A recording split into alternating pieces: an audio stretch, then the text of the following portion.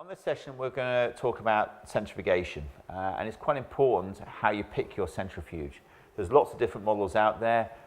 Typically we've got to try and find out what model suits when we're centrifuging equine semen. Now equine semen really plays an important part when you're actually doing fresh or chilled, that most stallion semen does need to be centrifuged at some point. So picking the right centrifuge is important. To start with, we've got to make sure it runs within the limitations of what you want.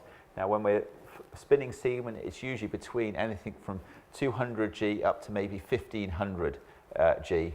So we want to make sure that the centrifuge can run well within those parameters.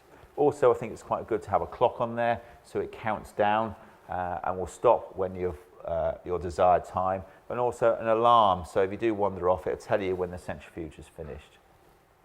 It is also important to make sure you have swing out rotors. When you have the semen going into here and it goes into these buckets, they actually forcibly, when they're spinning around, they actually spin outwards rather than actually fixed.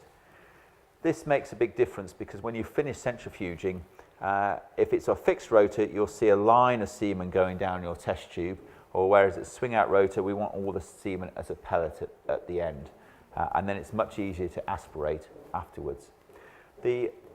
Whenever you're putting these in, it's always make sure that you get them properly balanced. If you don't have them properly balanced, in other words, a test tube opposite each other, it's going to have a lot of vibrations and it's not going to work nearly as well. In fact, you can actually obviously break your centrifuge, so it's making sure that they're properly calibrated and they're properly balanced before you close it up. So when you're spinning the semen down, you've got to pick your desired rate. And it can be either measured in G-force or RPM, which is revs per minute. Now, a lot of centrifuges just have RPM, but you've got to find out how that correlates to G-force. And there is a simple formula on the internet that you just measure the radius in here, and you put it into a formula with the radius, and then you look into what your revs per minute is, and then that will give you what the G-force is. If you've got G-force on there, great. You can just select whichever one you want.